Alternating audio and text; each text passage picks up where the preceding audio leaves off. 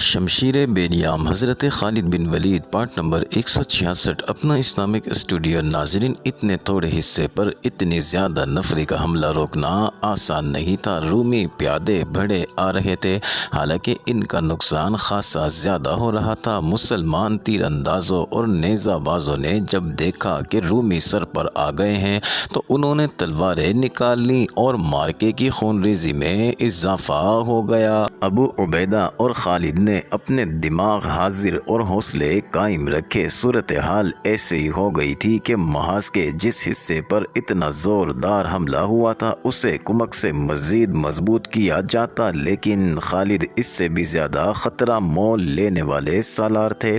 ناظرین، انہوں نے محاذ کے کسی اور حصے کو کمزور کرنا مناسب نہ سمجھا۔ مجاہدین کو معلوم تھا کہ وہ کتنے کچھ ہیں اور ان کے پاس کیا ہے۔ انہی حالات میں لڑنا تھا اور وہ دیکھ رہے تھے کہ جنگ فیصلہ کن ہوگی۔ چنانچہ انہوں نے کمک اور مدد کی امید دل سے نکال پھینکی تھی۔ مدد کے لیے وہ صرف اللہ کو پکارتے تھے۔ صاف نظر آ رہا تھا کہ رومی سالار احتیاط سے کام لے رہے ہیں۔ رومی سالار اعلیٰ مہان دیکھ رہا تھا کہ اس کے حملہ آور پیادے کٹ رہے ہیں اور وہ مقصد پورا کرتا نظر نہیں آ رہا تھا جس مقصد کے لیے اس نے حملہ کرایا تھا۔ پھر بھی اس نے اپنے حملہ آور پیادوں کو پیادہ یا سوار دستے کی کمک نہ دی۔ ناظرین، مورخ لکھتے ہیں کہ مہان کو یہ توقع تھی کہ مسلمان اس حملے کا مقابلہ کرنے کے لیے اپنے پورے محاذ کو درہم برہم کر دیں گے، لیکن اس کی یہ توقع پوری نہیں ہو رہی تھی۔ کمک نہ ملنے کا اور اپنے اتنے زیادہ نقصان کا اثر رومی حملہ آور پیادوں پر بہت برا ہوا۔ ناظرین، قریب تھا کہ وہ خود ہی پیچھے ہٹ جاتے، ان کے سالار نے انہیں پیچھے ہٹا لیا۔ اس کی ایک وجہ یہ بھی تھی کہ سورج غروب ہو رہا تھا۔ ناظرین، وہ منظر جذباتی سا تھا جب مجاہدین جو اپنی جگہ سے آگے چلے گئے تھے واپس آئے، ان کی عورتیں ان کی طرف دوڑ پڑیں۔ ناظرین، وہ اپنے خاوندوں کو پکار رہی تھی۔ انہوں نے اپنے مردوں کو گلے لگایا اور جو زخمی تھے ان کی باقاعدہ مرہم پٹی کرنے سے پہلے اپنی اوڑھنیاں پھاڑ پھاڑ کر ان کے زخم صاف ان پر اوڑھنیوں کی پٹیاں باندھ دی۔ ناظرین، عورتیں پانی کے مشکیزیں اٹھائے میدان جنگ میں پھیل گئیں۔ وہ ان زخمیوں کو ڈھونڈتی پھرتی تھی جو اپنے سہارے اٹھ کر چلنے کے قابل نہیں تھے۔ عورتوں کے انداز میں والہانہ پن اور دیوانگی سے شدید زخمی ہو جانے والوں کو پانی پلاتی، ان کے زخموں پر کپڑے پھاڑ کر پٹیاں باندھتی اور انہیں اٹھا کر اپنے سہارے پیچھے لا رہی تھی۔ ناظرین، شام گہری ہو گئی تو میدان جنگ میں مشعلیں نظر آنے لگی۔ عورتوں کے ساتھ مجاہدین بھی اپنے شدید زخمی اور شہید ساتھیوں کو ڈھونڈ رہے تھے۔ ناظرین، ان کے حوصلے بلند تھے۔ انہوں نے بڑا ہی شدید حملہ بیکار کر دیا تھا۔ میدان جنگ میں رومیوں کی لاشیں دیکھ کر ان کے حوصلے اور جذبے کو مزید تقویت۔ ناظرین، مسلمانوں کے مقابلے میں رومیوں کا نقصان بہت زیادہ تھا۔ بہت سے رومی ایک گروہ یا جیش کی صورت میں مشعلیں اٹھائے آگے آئے۔ وہ اپنے زخمیوں کو اور اپنے اپنے ساتھیوں کی لاشوں کو اٹھانے آئے تھے۔ وہ ایسی ترتیب اور ایسے انداز سے چلے آ رہے تھے جیسے حملہ کرنے آ رہے ہوں۔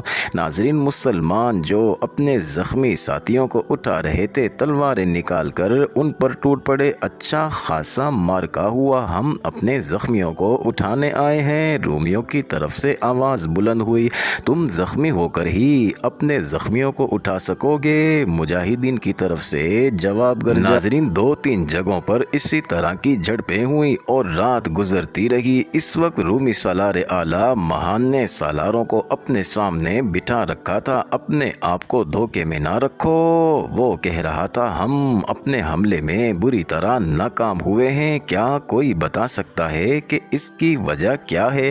میرا خیال ہے کہ ہمارے سپاہیوں نے اپنے اوپر مسلمانوں کا خوف طاری کر رکھا ہے۔ ایک سالار نے کہا۔ نہیں، مہان نے کہا، ہماری صفوں میں اتحاد نہیں، مسلمان ایک ہیں، وہ بھی مختلف قبیلوں کے ہیں، لیکن وہ سب اپنے آپ کو مسلمان سمجھتے ہیں۔ انہوں نے اپنے آپ کو اسلام کے رشتے کا پابند کر لیا ہے۔ اس عقیدے نے انہیں ایک جان کر دیا ہے۔ ہم میں یہ اتحاد نہیں، کئی ایک علاقوں اور کئی ایک قبیلوں کے لوگ ہمارے ساتھ آ ملے ہیں، لیکن ہمارے درمیان کوئی ایسا رشتہ نہیں جو ہم سب کو متحد کر سکے۔ ایک رات میں اتحاد پیدا نہیں کیا جا سکتا۔ سالار سالار اعلیٰ ایک پرانے سالار نے کہا، ہمارے درمیان اتحاد نہ ہونے کا یہ مطلب تو نہیں کہ ہم ایک دوسرے کو پسند نہیں کرتے، ہمیں انہی حالات میں لڑنا ہے۔ ہاں، مہان نے کہا، ہمیں انہی حالات میں لڑنا ہے، میں مایوس نہیں، ہمیں کوئی طریقہ اختیار کرنا پڑے گا۔ کل صبح ہم اس وقت مسلمانوں پر حملہ کریں گے جب وہ حملہ روکنے کے لیے تیار نہیں ہوں گے، اور یہ ان کی عبادت کا وقت ہوگا۔ ناظرین، تقریباً ان تمام مورخوں نے جنہوں نے جنگ یرموک کو تفصیل سے بیان کیا ہے، مہان کا اگلی صبح کے حملے کا پلان اس طرح لکھا ہے کہ مسلمانوں کے قلب پر حملہ کیا جائے گا جو دھوکہ ہوگا۔ اس کا مقصد یہ ہوگا کہ قلب یعنی مسلمانوں کے درمیانی دستوں کو، جن میں مرکزی کمان بھی تھی، لڑائی میں الجھا کر یہیں روک کر رکھا جائے گا۔ اس سے فائدہ یہ اٹھایا جائے گا کہ مسلمانوں کا مرکز اپنے دائیں بائیں کی طرف توجہ نہ دے سکے۔ مہان کے پلان کے مطابق اصل حملہ مسلمانوں کے پہلوؤں پر کرنا تھا۔ ناظرین، جس کا مقصد یہ تھا کہ پہلوؤں کے دستوں کو بکھیر کر ختم کیا جائے، اور اگر مسلمان مقابلے میں جم جائے تو ان پر ایسا دباؤ ڈالا جائے کہ وہ اپنے قلب کی طرف اکٹھے ہو جائیں۔ اس صورت میں ان پر پہلوؤں اور عقب سے حملہ کیا جائے۔ ناظرین، پلان بڑا خطرناک تھا۔ رومیوں کی نفری اتنی زیادہ تھی کہ اس کے بل بوتے پر اپنے پلان کو کامیاب کر سکتے تھے۔ جاؤ اور اپنے دستوں کو صبح کے حملے کے لیے تیار کرو، ناظرین، مہان نے کہا، لیکن تیاری ایسی خاموشی سے ہو کہ پتہ نہ چلے۔ مسلمانوں نے جاسوس ہمارے ارد گرد موجود رہتے ہیں۔ رات کو ہی مہان نے اپنا خیمہ اکھڑوایا اور ایک چٹان کی سب سے اونچی چوٹی پر لے جا کر نصب کرایا۔ وہاں سے تمام تر محاذ کو وہ دیکھ سکتا تھا۔ اس نے تیز رفتار گھوڑوں والے قاصد اپنے ساتھ رکھ لیے اور اپنا حفاظتی دستہ بھی اپنے ساتھ لے گیا۔ ناظرین، دستے کی نفری 2000 تھی۔ دونوں طرف کی فوجوں کے درمیان 1.5 میل کا فاصلہ تھا۔ ناظرین، خالد نے حسب معمول دشمن کی نقل و حرکت پر نظر رکھنے اور اطلاع دینے کے لیے اپنے آدمی آگے بھیج رکھے تھے، لیکن دشمن کے محاذ کی صورت ایسی تھی کہ قریب جا کر کچھ دیکھنا ممکن نہ تھا۔ اپنے آدمی بلندیوں سے دیکھتے رہتے تھے۔ مسلمان فجر کی نماز پڑھ رہے تھے۔ آگے گیا ہوا ایک آدمی دوڑتا آیا اور خالد کو بتایا کہ رومی تیار ہو کر ترتیب میں آ رہے ہیں۔ ترتیب کیسی ہے؟ خالد نے پوچھا۔ ترتیب حملے کی معلوم ہوتی ہے، جاسوس نے جواب دیا۔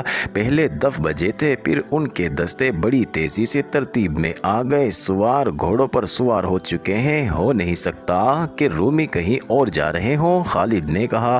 وہ حملے کے لیے آ رہے ہیں۔ ناظرین، خالد کچھ پریشان بھی ہوئے، لیکن وہ حوصلہ ہارنے والے نہیں تھے۔ تیاری کا وقت نہیں تھا۔ اگر رومی تیار تھے تو انہوں نے مسلمانوں کو اس حالت میں آ دبوچنا تھا۔ جب وہ تیاری کر رہے تھے، انہوں نے بڑی تیزی سے تمام سالاروں کو اطلاع بھجوا دی کہ دشمن کا حملہ آ رہا ہے۔ مسلمان جب تیار ہو رہے تھے، اس وقت رومی لشکر اپنے محاذ سے چل پڑا تھا۔ اس کی رفتار خاصی تیز تھی۔ رومی سالاروں کو توقع تھی کہ وہ مسلمانوں کو بے خبری میں جا لیں گے، لیکن وہ جب قریب آئے تو مسلمان تیار تھے۔ وہ خلاف توقع اتنی جلدی تیار ہو گئے۔ خالد نے انہیں لمبا چوڑا حکم نہیں بھیجا تھا، نہ کوئی ہدایت جاری کی تھی، صرف اتنا پیغام دیا تھا کہ دشمن کا حملہ آ رہا ہے، اپنے اپنے محاذ پر تیار رہو۔ ناظرین، صبح کا اجالا سفید ہو رہا تھا۔ رومی سیلاب کی طرح بڑھے آ رہے تھے۔